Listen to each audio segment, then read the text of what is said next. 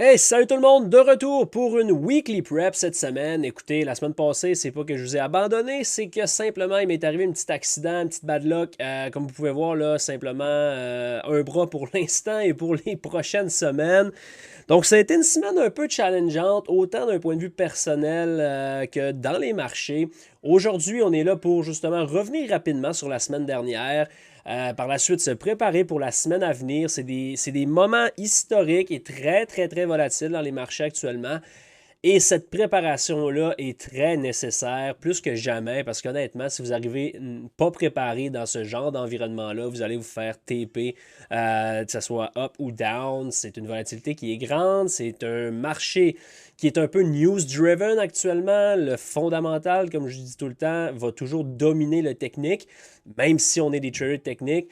Lorsque ces événements-là arrivent d'un point de vue plus fondamental, on voit des mouvements qui sont un peu difficile à expliquer, des conditions complexes, puis c'est ce qu'on va discuter ensemble cette semaine. Donc, rapidement, si on revient sur la semaine dernière, c'est pas bien ben compliqué. Qu'est-ce qu'on observait? Évidemment, il n'y avait pas eu de prep, mais qu'est-ce que je mentionnais dans le passé, c'est que si on n'était pas en mesure de prendre l'expansion autour de ces lots-là, comme on avait expliqué, je m'attends à ce qu'on aille attaquer les highs, le genre de pattern qui n'existe pas, qui devrait breaker, trapper tout le monde, et éventuellement all-time high qui est évidemment là, de retour in play. C'est ce qu'on a vu initialement. On a vu un big break sur le high, tentative de prendre l'expansion. Et guess what? Lundi matin dernier, on ouvre les charts, on était gapé down de près de 5, plus que 5% sur le Nasdaq, près de 4% sur le SP 500. Qu'est-ce que ça signifie, ce genre de choses-là? Ça veut dire que de vendredi à lundi matin, mettons, on a un range qui est établi. Parce que vous le savez, à chaque semaine, je vous mentionne toujours, on va surveiller comment on travaille en début de semaine pour ensuite potentiellement jouer l'opposé. C'est assez classique comme façon de travailler. Par contre, les 2 dernières semaines ont eu la particularité que l'ouverture du dimanche ou du lundi était le low de la semaine. Donc, il y a 2 semaines, on a ouvert down sur des commentaires justement sur les tarifs de Trump le dimanche soir et on a fermé la semaine all the way up. Cette semaine, on a ouvert all the way down sur une nouvelle, entre guillemets, permettez-moi d'en douter un peu, là, mais DeepSeek, etc., avec les highs chinois, etc. On a ouvert au low et on a closé au high, ou du moins on a runné jusqu'au high. Qu'est-ce que ça fait, cet environnement-là? Ça fait que le range est déjà extrêmement large dès le début de la semaine. Qu'est-ce qui fait en sorte que c'est complexe de transiger à l'intérieur de tout ça? Si vous regardez là, le reste de la semaine, qu'est-ce qu'on a fait? On n'a absolument rien créé. Tout a été balancé, grind up, grind up, grind up, grind up, higher low, higher high, higher low, higher high, higher low, higher high, higher low, higher high. Qu'est-ce qui fait en sorte que ce n'est pas du tout les conditions qui sont favorables? Donc, on ne reviendra pas plus loin que ça sur la semaine passée. Honnêtement, ça ne vaut pas vraiment la peine. Mais une chose est sûre, c'est que si vous avez été agressif, si vous avez tenté d'avoir raison, le marché vous a assurément rendu un petit peu plus humble et un petit peu moins riche, probablement. Maintenant, si on regarde un peu pour se préparer pour cette semaine, parce que c'est ça qui compte au final, on va commencer par le calendrier économique qui est quand même assez important cette semaine, assez chargé. Là. Je veux dire que c'est un début d'année qui n'est pas évident, puis c'est souvent comme ça à chaque année. La semaine passée, on avait le FOMC qui était finalement un non-event à travers cette volatilité-là. Cette semaine, première semaine d'un nouveau mois également, c'est à considérer, mais qui dit nouvelle semaine d'un nouveau mois dit non-farm payroll le vendredi. On commence lundi avec des PMI, qui est quand même intéressant. Donc, ISM et Manufacturing PMI. Donc, c'est des nouvelles qui sont relativement intéressantes. Une belle volatilité qui peut être associée à ça, qui peut nous aider à framer certains setups. Donc, lundi, on commence ça en force avec des nouvelles intéressantes. Mardi, GOLTS Job Opening, qui est toujours suivi dans une semaine non-farm payroll. Donc, une autre belle nouvelle intéressante. Le mercredi, d'autres PMI qui sont encore une fois pertinents. Il y a également plusieurs Fed speakers au courant de la semaine. Jobless claim habituel le jeudi, accompagné de plusieurs Fed speakers. Et on termine une semaine très remplie avec le non-farm payroll, donc chiffre d'emploi côté US qui devrait être assez important, en plus du Michigan Consumer Sentiment à 10 heures. Donc honnêtement, c'est une belle semaine d'un point de vue calendrier économique. Évidemment, c'est pas sans savoir qu'est-ce qui s'est passé au cours du week-end. Ça a commencé à jaser, en fait, ça fait un moment, mais vendredi, on a vu une grosse volatilité avec OK, les tarifs vont être en mars. Ah non, finalement, c'est une fausse nouvelle, ça va être en février. On a vu des swings de prix qui ont été, si on regarde en 15 minutes, là, des swings de prix qui ont été vraiment, vraiment, vraiment astronomiques sur les indices vendredi, pour finalement savoir officiellement que les tarifs sont en fonction actuellement, le Canada a répliqué. Donc, c'est vraiment une situation qui n'est pas... De un, je veux prendre le temps, là, on se prépare pour le trading, mais sur un autre ordre d'idée, je ne suis pas là pour parler non plus dans le personnel, etc. Mais c'est des moments relativement difficiles qui nous attendent et je sympathise avec tous ceux qui sont touchés ou qui vont potentiellement être affectés avec ces changements-là, cette guerre commerciale-là qui est vraiment pas quelque chose de bien. Sur une autre note, par contre, le trading, justement, si vous maîtrisez ce genre de skills-là, sans dire qu'on est à l'abri à 100%, on ne sait jamais qu'est-ce qui peut arriver, mais ça donne une flexibilité qui est vraiment, vraiment très intéressante. Donc, encore une fois, l'importance de comprendre comment ce genre de choses-là fonctionne, ça vous donne toujours un edge et une porte de sortie ou un peu plus de flexibilité, disons-le comme ça. Donc, ça ressemble à ça pour le calendrier économique qui est très rempli. Encore une fois, là, les nouvelles qui sont maintenant officielles sur les tarifs risquent d'avoir un gros gap sur l'ouverture ce soir sur les futures. J'ai bien hâte de voir la volatilité qui va être associée à ça. En plus de tout ça, vous le savez, là, ceux qui me suivent depuis un moment, la saison des earnings est à chaque fois, 4 fois par année, des semaines personnellement où j'ai beaucoup de difficultés à trouver mon rythme dans mon trading. Et c'est pas une cachette, je le sais. Ça bouge beaucoup overnight, qu'est-ce qui fait en sorte que le matin, on a un gros range, un peu le même concept que je vous ai expliqué tantôt avec la semaine. Ça fait en sorte que c'est pas des moments que j'aime transiger. Ajouter à ça tout ce que vous connaissez, ça devient un petit peu plus complexe et surtout moins favorable. Cette semaine, ça se poursuit. La semaine passée, c'était une grosse semaine, mais je vous dirais que cette semaine, c'est pas vraiment moins chargé. On a PayPal, AMD, Google, Pepsi, Pfizer, Snapchat, Uber, Qcom, Ford, Disney. Amazon également, Roblox, AFRM, qui est toujours une grosse volatilité, un titre qu'on aime beaucoup. Donc, c'est rempli encore une fois cette semaine de earnings qui sont majeurs du côté des indices. Gardez ça en tête, évidemment, ça va avoir un impact marqué sur les indices, là, assurément. Donc, on ajoute à ça le calendrier économique qui est super rempli. On ajoute à ça les earnings qui sont encore une grosse semaine. Les annonces côté US avec Trump, les tarifs, etc., je vous dirais que c'est un beau cocktail qui nous amène à être relativement prudent. Avant de nous préparer d'un point de vue technique pour cette semaine, je vous dirais une autre chose qui est importante de comprendre, c'est que lorsque tu n'es pas en mesure de savoir clairement où est-ce que tu t'en vas en monthly et où en weekly et où en daily, tout ce que tu vas transiger plus petit time frame que ça va être relativement plus complexe d'avoir raison et de framer des runs avec des hauts taux de probabilité. Donc en ce moment, si tu regardes la daily chart, là, on est littéralement dans un range. Peut-être que le SP500 est peut-être un peu moins clair, mais c'est la même chose. Mais si on regarde le Nasdaq, on est littéralement dans un range depuis le temps des fêtes de environ 1500 points, qui est plus ou moins 7%. Donc, quand on est dans un range comme ça en daily, on regarde la weekly chart, est-ce que tu es capable de dire où est-ce que tu t'en vas sur la weekly chart?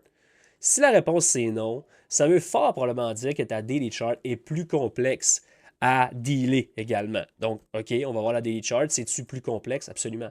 Est-ce que tu sais, à l'heure actuelle où on est, qu'est-ce que je favorise? On va en parler, qu'est-ce que je favorise. Mais si c'est pas clair en daily, si c'est pas clair en weekly, quand tu vas arriver pour trader le 5 minutes ou le 1 minute, même si tu me dis, ouais, mais Matt, ça n'a aucun lien, ça a 100% un lien. Parce que plus tu es aligné sur les plus gros time frames, plus ça va être favorable de transiger dans ces conditions-là. Et actuellement, c'est un environnement complexe, un environnement qui est news-driven et un environnement qui est loin d'être favorable. Donc, si vous avez des moments plus difficiles dans vos trading en ce moment, dans vos résultats, et surtout si vous avez moins d'expérience, tout ça est 100% normal. Qu'est-ce qui n'est pas normal, c'est de continuer à peser sur le gaz et se demander, OK, pourquoi ça ne marche pas? Mais il faut justement vous demander cette question-là et identifier que, OK, ben, on n'est peut-être pas dans un environnement qui est très favorable actuellement. Je vais peut-être enlever une coupe de contrat. Je vais peut-être réduire encore plus mon nombre de trades. Donc ça, c'est juste un petit heads-up. Gardez la tête haute. C'est une année très intéressante qui s'annonce. Mais tu sais, quand je vois une consolidation comme ça, un range comme ça en daily, ça va éventuellement être très intéressant parce que lorsqu'on va quitter ce genre de consolidation-là, ça donne généralement des mouvements qui sont très violents et très directionnels. Donc, ceci étant dit, si on revient sur le SP500 pour se préparer pour cette semaine, on va effacer ça. Comme j'ai dit, la weekly chart, honnêtement, ne nous donne pas vraiment d'informations. Les 2 dernières semaines ont été des one-side, dans le sens qu'on a ouvert, closé strong, ouvert, closé strong. Je sais, là, vendredi, on a closé un peu moins strong, mais je veux dire, le high de la semaine a quand même été fait le vendredi et ça ne nous a pas donné beaucoup de marge de manœuvre à l'intérieur de ce range-là. Donc, encore une fois, on débute cette semaine, puis on s'attend de voir un gap, évidemment. Mais tracez votre last week high, le haut de la semaine passée, le low de la semaine passée. Ces deux niveaux-là vont être vos niveaux, je vous dirais quand même assez importants à court terme cette semaine, à moins d'un inside week qui est possible. Je m'attends à ce qu'un de ces deux niveaux-là soit take-out. Maintenant, qu'est-ce qu'on va observer sur l'SP500 pour commencer avec la daily chart? C'est évident que le gap de lundi dernier, oui, on pourrait mentionner qu'il a été fill vendredi, et c'est la réalité, mais je vais quand même garder cette identification-là sur mon graphique parce que l'endroit, regardez où ce qu'on a ouvert, regardez ce qu'on a fermé. Donc, on a littéralement rejeté encore ce gap-là, et jusqu'à preuve du contraire, il va agir comme un gap and potentiellement go. Je vous dirais pas que j'ai un bias qui est très clair cette semaine. Honnêtement, là, on va flipper. Ça va être un peu plus particulier cette semaine. Je vais vous donner des niveaux un peu plus court terme, qui sont quand même un peu loin, mais je veux dire, c'est difficile, là. Même que je prétendrais savoir où est-ce qu'on s'en va next week. Je dirais que le gap de ce soir va nous en dire fort probablement très long. Je pense personnellement, avec ce qu'on a montré la semaine passée, qu'on devrait supporter le prix encore. Donc, je favorise quand même le upside, mais si jamais ça l'a à virer de bord, ça va être très quick et c'est assez simple. Qu'est-ce qu'on va focuser? Ça va être vers le low de la semaine passée et encore une fois, les mêmes targets qui sont in play. Je sais qu'on semble loin actuellement, mais si jamais on veut vraiment, si on a topé vendredi passé, attendez-vous de voir beaucoup de violence cette semaine vers ces niveaux-là. Si ce n'est pas cette semaine, ça sera peut-être sur un span de 2 semaines. Mais si on a allé plus bas, personnellement, il faut que ça soit une ride vers ces niveaux-là. Évidemment, il y a certains points intermédiaires à travers ça, à commencer par le lot de la semaine passée, là, qui est également le Yearly Open, et le Void ici. Mais personnellement, si on retourne là, je ne crois pas que ça va être pour un fake-out. Je crois personnellement que si on take-out ce lot-là, ça va être pour nous ramener relativement pas mal plus bas. Une autre chose que vous voulez surveiller, c'est comment on travaille autour de ça. Initialement, on va fort possiblement créer un certain rebond à court terme pour éventuellement regarder comment on smash ce lot-là. Est-ce qu'on crée quelque chose? Est-ce qu'on crée un vol, un imbalance pour speed up là-dedans? Ce serait personnellement un framework que j'aimerais beaucoup travailler. Par contre, à court terme, pour cette semaine, début de la semaine, vous voyez comment on est dans un tight range, il n'y a absolument rien de créé, on n'a aucun élément autre le gap qui nous sert de référence. Donc, je vais vous amener sur un plus petit time frame, disons qu'on va aller en 1 heure. Voyez en 1 heure, qu'est-ce qu'on a? C'est assez classique, vous me l'entendez dire souvent, mais ce genre de trendline-là, c'est quelque chose qui n'est pas sain. Donc, vous voyez comment on a grindé up toute la semaine, littéralement, du lundi au vendredi, on a grindé up. Et là, on est en 1 heure et regardez comment il n'y a pas grand-chose de créé. Ça veut dire que ce n'est pas un price action qui est très, très sain. Vendredi, on a tenté de prendre l'expansion avant de topper et de smasher all the way down. Donc, on a littéralement effacé comme 24 heures de price action en 3 heures. C'est le genre de price action que je déteste au plus haut point, personnellement. Maintenant, si je vous fais un petit topo rapidement de qu'est-ce que j'anticipe, ce genre de trendline-là qui est breaké comme ça va fort probablement causer beaucoup de, entre guillemets, panique. Les gens vont vouloir se positionner short quand? Dans un breakout d'une trendline, comme on est en train de faire ici. Donc, dépendamment de l'open, avec le gap qu'on risque d'avoir ce soir, et je m'attends peut-être pas à quelque chose d'aussi sévère que la semaine passée parce que ça a été comme, tu sais, c'était déjà annoncé. Le marché déteste l'incertitude et souvent, même si la nouvelle est négative, une fois que c'est réglé, puis le marché en fait qu'est-ce qu'il en veut. Donc, je ne suis pas certain qu'on peut vraiment speed up down. Si on le fait, absolument que je vais être intéressé. Mais mes yeux vont être rivés sur 6033 et 6013. Donc, ces deux niveaux-là sont critiques. Si en début de semaine, on s'en va chercher ça, personnellement, je regarderais pour potentiellement un reversal là-dedans pour rider back up vers les all-time high à court moyen terme, là, un span de une semaine ou deux, trois semaines, quelque chose du genre. Mais peut-être voir un genre de panique en début de semaine qui join tout le monde qui veut shorter ça, qui sort les longs, qui ont des stop-loss partout en dessous de cette trendline invisible-là, avant de runner plus haut. Personnellement, là, je vous dirais que ça, c'est ce que je favorise le plus. Si jamais le downside commence à être aucun respect pour ça, aucun respect pour ça, ça va être très rapide vers les niveaux que je vous ai mentionnés. Surveillez évidemment le niveau intermédiaire qui est le swing low de la semaine passée. Il faut absolument qu'on prenne de l'expansion en dessous de ça avec beaucoup de violence. Si jamais on s'accroche, on smash, on pourrait toujours reverser. Mais si on crée quelque chose sur le break de ce lot-là, exemple, là c'est vraiment pas dans le même contexte, mais juste, mettons, pour vous donner un exemple, là, regardez, exemple, ce swing low-là, et regardez comment on a smashé ça sans désir de revenir plus haut. Si on a un genre de pattern comme ça qui se forme autour du low de la semaine passée, ben là, les niveaux que je vous mentionne depuis comme un mois, depuis le début de l'année, qui sont les lows pré-élection, deviennent in play et ça risque de brasser. À mon avis, ça va être très violent, ça va être très volatile et ça serait évidemment très plaisant à transiger. Donc, c'est aussi, entre guillemets, simple que ça pour cette semaine. Si jamais on s'en va là-dedans puis qu'on est capable de trouver un setup long, personnellement, j'aime le potentiel rip back off vers les all-time high, vers les highs de la semaine passée. Ça serait vraiment ce que je favorise. Les deux scénarios que je vous ai donnés là sont relativement des scénarios où on sort du range en daily et en weekly. Qu'est-ce qui en ce moment, personnellement, c'est ce que je pense que c'est un bon timing, mais ne tombez pas en amour avec ça. Parce que si jamais, comme j'ai dit, on prend ce lot-là, puis qu'on trouve support, on est encore dans le range et on peut venir attaquer les highs. Ça serait moins favorable à trader, mais ça serait quand même très possible.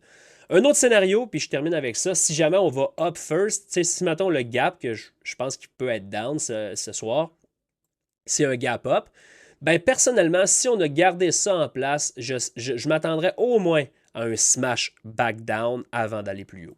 Donc peut-être un début de semaine bearish, même si on gap up ce soir.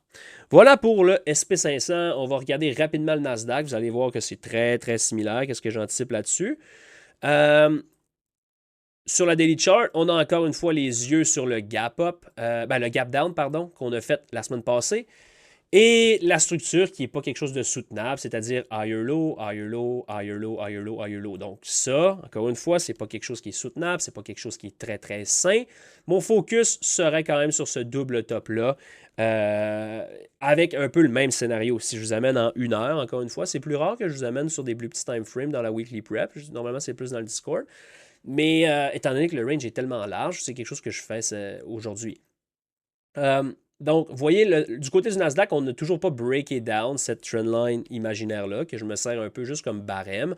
Donc, peut-être un quick bounce avant de smasher, avant de ripper off. Personnellement, c'est ce que je veux. Je veux voir une prise de liquidité en dessous de cette trendline-là.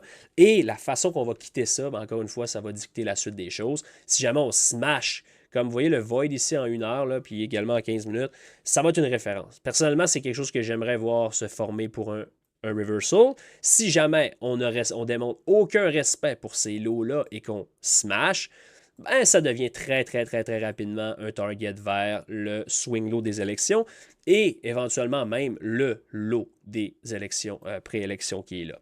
Donc, c'est relativement le même plan de match sur le Nasdaq. Je vous dirais que clairement, le flip de ça ici, là, ça démontre potentiellement un changement de tendance plus sérieux. Par contre, je ne suis pas prêt en ce moment à shorter là-dedans. J'aimerais mieux avoir une entrée qui est moins bonne, mais qui est confirmée, que de me faire prendre dans un fake-out. Donc voilà pour ça. Il va falloir être très à l'affût de ce qui se passe sur les références cette semaine. Personnellement, le dollar US là, a quand même une structure qui est relativement belle. Rappelez-vous, là, on parlait de ça comme aux élections qui avaient vraiment été jolies pour amorcer quelque chose. On a smashé les highs. On a trouvé un retracement. On a éventuellement breaké cette trendline-là qui nous gardait bearish à court terme. En plus de smasher le double bottom, création d'un void, pas capable de prendre de l'expansion, et là, on semble vouloir trouver de la force. Donc, j'ai vraiment hâte de voir comment on va réagir suite aux tarifs là-dessus. On semble vouloir être bullish, on l'a vu en vendredi en fin de journée, mais j'attire votre attention sur la structure qui est là, OK? Je vais vous mettre ça comme, juste pour que ça soit visuel, là. C'est exactement ce que je viens de discuter avec vous sur les indices. Vous voyez, mettons, le swing low qui est ici ou celui-là, là, c'est pas mal la même importance. Vous voyez, quand on le prend, comment qu'on a créé quelque chose, mais on n'a pas été capable de prendre l'expansion. C'est exactement ce que je veux que vous observiez sur les swing low que je vous ai parlé il y a de ça quelques minutes. Donc, quand tu vois ce genre de choses-là, OK, bearish, on n'est pas capable de prendre d'expansion plus bas, on vient flipper ça, OK, ça, on va considérer ça comme un swing low qui devient critique et qui est fort potentiellement le début d'une run à l'opposé. Qu'est-ce qui est le cas en ce moment? Qu'est-ce qui est particulier sur le dollar US, c'est qu'on n'a pratiquement rien à balancer sur le upside. Qu'est-ce qui fait en sorte que je m'attends personnellement à ce que si jamais on trouve de la force, on aille chercher le petit gap qui est ici, qui est relativement loin, mais qui ça pourrait, là, on pourrait potentiellement avoir une run qui est assez explosive, à mon avis, sur le dollar US. Je regarde l'euro, souvent en confluence également, comme vous savez. Personnellement, j'ai une position là-dessus en ce moment. Mais c'est quand même une très belle structure. Je regarde la weekly chart, regardez où on est venu frapper, balancer le petit gap qui était ici. Daily chart. On vient smasher les highs et on reject relativement violemment. Et si on amène ça en 4 heures, c'est très, très, très, très clean, honnêtement. Vous voyez là, on a smashé 1, 2, 3. 3 tentatives d'aller plus haut sans succès. Et regardez ce lot-là. Encore une fois, même réflexion. Regardez comment on l'a brisé en prenant de l'expansion et en respectant qu'est-ce qu'on a créé. Éventuellement, on vient retaper, mais on respecte, on laisse une portion ouverte. Qu'est-ce qui signifie lower? Personnellement, je m'attends de minimum voir ça être balancé et fort potentiellement ce lot-là être attaqué. Il y a également ce void-là ici. Là, si jamais on veut être plus sérieux, qu'est-ce qui est fort probable? J'aime beaucoup cette zone-là. Et vous le savez, bigger pictures, on a encore du jus plus bas. Donc, si j'aime si j'aime euro down, ça veut fort probablement dire, en fait, ça veut dire que j'aime dollar up. Est-ce que c'est ce qui va arriver? On verra, encore une fois, avec le fondamental, ça peut bouger relativement pas mal. Ça ressemble à ça. Les yields ont été très peu impactés cette semaine avec le FOMC qui ont pris la décision de rester flat. Donc, en fait, qui n'ont pas pris de décision. C'est intéressant, hein, parce que, tu sais, rappelez-vous, je vous mentionne que l'inflation est surtout avec ce qui s'en vient, là, en fait, qu'est-ce qui est en place actuellement. C'est un challenge qui est vraiment au goût du jour, si on peut dire.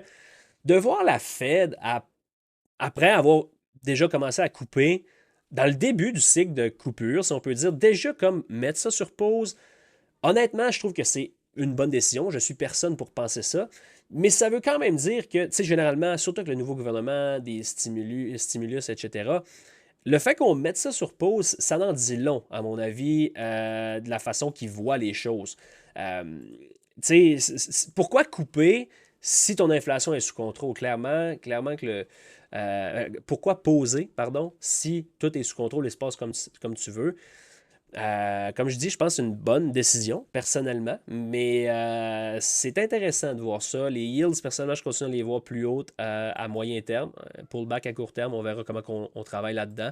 Mais c'est assurément un facteur. Le VIX en dit long également sur les conditions de marché. Regardez comment au cours des, mettons, depuis le début de l'année, combien de fois on a smashé le chiffre 20 sans passer de temps over it. Donc, c'est pas, tu sais, ça, c'est un VIX. Je vous dis que ça fait déjà une couple d'années que c'est moyen, là. Mais tu sais, comme vous voyez les spikes qui sont comme vraiment récurrents. Souvent, tu as ça sur peut-être une weekly chart, mais sur une daily chart, là, euh, ça démontre encore une fois la situation, l'environnement dans lequel on est, qui est loin d'être favorable. C'est une belle volatilité, mais il faut que vous sachiez qu'est-ce que vous faites. Sinon, vous pouvez vous brûler très, très, très, très, très, très rapidement. Donc, pas grand-chose à dire sur le VIX, honnêtement. Je m'attends à ce qu'il y ait un gap up lundi, encore une fois, et surveiller comment on travaille autour de ce gap-là. Tu sais, regardez rapidement, là, qu'est-ce qu'on a eu lundi passé. On a ouvert quoi? Avec un gap up de 40-50%. Mais c'est pas le pourcentage sur le VIX que vous voulez regarder, c'est les niveaux clés. Le chiffre 20 est un niveau clé. Donc, quand tu pop over 20, tu veux le voir demeurer over pour confiance short. Qu'est-ce qu'on a fait le reste de la semaine? VIX crush, VIX crush, VIX crush, VIX crush, VIX crush. On a fait le gap. Qu'est-ce qu'on a fait sur les indices? Grind up, grind up, grind up, grind up, grind up. Et quand on a file le gap, qu'est-ce qu'on a vu? OK, pullback. Le VIX file le gap, bounce. Donc, je ne dis pas que c'est tout le temps comme ça, mais le fait qu'on n'est pas capable de soutenir le gap up qu'on a fait en sorte que vol crush égale quoi? Égale grind sur les indices, marché soutenu. Qu'est-ce qui n'est pas favorable? Pas que c'est pas favorable, mais c'est plus difficile de trader cet environnement-là. Je veux terminer avec quelques stocks à surveiller. Commencer avec Apple. Pardon, avec les earnings, là, ça l'a brassé pas mal, mais tu sais, rappelez-vous ce que je vous disais, là, potentiellement holder là-dedans. Si on ne hold pas, on va aller attaquer trendline. Donc, qu'est-ce qu'on a fait? On a attaqué trendline low et on a automatiquement bouncé. Honnêtement, les stocks en ce moment sont extrêmement laids. Les daily charts sont pas très belles. Si on regarde un titre comme Microsoft également, l'ordre des choses est vraiment complexe à trader en ce moment. On a tenté d'aller plus haut encore, on a smashé sur les earnings, on a une trendline qui ne peut pas être soutenue. Personnellement, je m'attends à ce qu'on break là-dedans. Et selon comment qu'on break là-dedans, pourrait nous amener vers ce double bottom-là, ou une prise de liquidité majeure avant de là nous offrir un all-time high. Évidemment, ça va dépendre des indices. Si le Nasdaq fade, oubliez votre all-time high sur Microsoft, du moins, ça serait surprenant. Un site comme Nvidia, personnellement, je pense que je vois deux scénarios sur Nvidia, puis c'est assez simple. Personnellement, je pense personnellement qu'on a topé sur Nvidia. Même si les indices éventuellement refont des all-time high, je ne crois pas que Nvidia va redevenir le leader qui était. Je pense qu'Nvidia est dû pour une période relativement longue de difficulté, à mon avis, sur la chart. Encore une fois, je différencie chart et compagnie. Personnellement, je pense qu'il a topé. Je ne suis pas un fan de ce genre de double top-là. Si jamais ça advenait le cas qu'on n'a pas topé et qu'on revoit un leg, attendez-vous à ce que ça soit un leg extrêmement violent. Et fort possiblement le dernier. Ça, c'est mon simple opinion. Si on regarde sur AMD, par contre, rappelez-vous, la dernière fois qu'on s'est parlé, je vous mentionnais bearish AMD vers cette zone-là. Earnings cette semaine, donc clairement quelque chose à surveiller. C'est pas très beau, là. C'est vraiment comme back and forth. On grind down, on slide tout simplement. Ce genre de pattern-là, évidemment, là, il y a une wild card qui est les earnings, mais ce genre de slide-là se termine généralement soit en big bounce qui éventuellement peut être refadé ou dans le cas des earnings, ça pourrait clairement être utilisé pour vraiment accélérer vers le chiffre 100 et un petit peu en dessous. Donc, surveillez le chiffre 100, by the way, qui est un niveau psychologique important, qui est également, d'un point de vue technique, le bas du void ici, donc le balancement. Fort probablement un bounce qui pourrait se mettre en place ici, mais peut-être pas un reversal. Du moins, je ne crois pas un reversal. Ça ressemble à ça. Je terminerai avec Oxy, qui est un titre que j'adore, que je vous parle depuis longtemps. Je vous en avais parlé, vous voyez le dessin qui traîne là. Personnellement, je suis bullish sur Oxy à moyen long terme. C'est rare que je vous dise ça, mais tu sais, avec ce qui se passe actuellement, évidemment que ça brasse. Rappelez-vous même, fin d'année de l'année passée, quand j'ai commencé à vous parler de ça, je vous disais, avec le changement de gouvernement, ça va shaker, c'est sûr. Et là, en ce moment, clairement, ce bounce-là ne semble pas avoir voulu être le reversal. On va avoir besoin d'un autre leg, lower. Ce leg-là, c'est dans ce leg-là que je veux commencer à avoir trouvé un support. Là. Si jamais ça speed up et qu'on dégomme complètement, là, on va commencer à revoir mon scénario. Mais jusqu'à preuve du contraire, j'aime Oxy pour éventuellement un solide reversal. Ça ressemblerait à ça pour la weekly prep. Encore une fois, désolé d'avoir manqué un peu de temps, mais surtout d'avoir manqué la weekly prep la semaine passée. Comme je vous ai expliqué, là, petite bad luck personnelle. Ça n'a pas été une belle semaine la semaine passée. Cassé la clavicule, pogné une grippe, nouveau PC, setupé ça. Semaine de boîte dans les indices, dans les marchés. Ça n'a pas été une très belle semaine. On va repartir ça en force cette semaine. Venez nous rejoindre dans le Discord. Moins de 25$ par mois pour trader avec nous autres à tous les matins en live. Les préparations, les listes de swing, les alertes, etc. Donc, venez nous rejoindre. Le lien est dans la description. Je vous souhaite une bonne préparation, un bon dimanche et on se voit cette semaine. Bonne semaine à trading à tout le monde. Salut!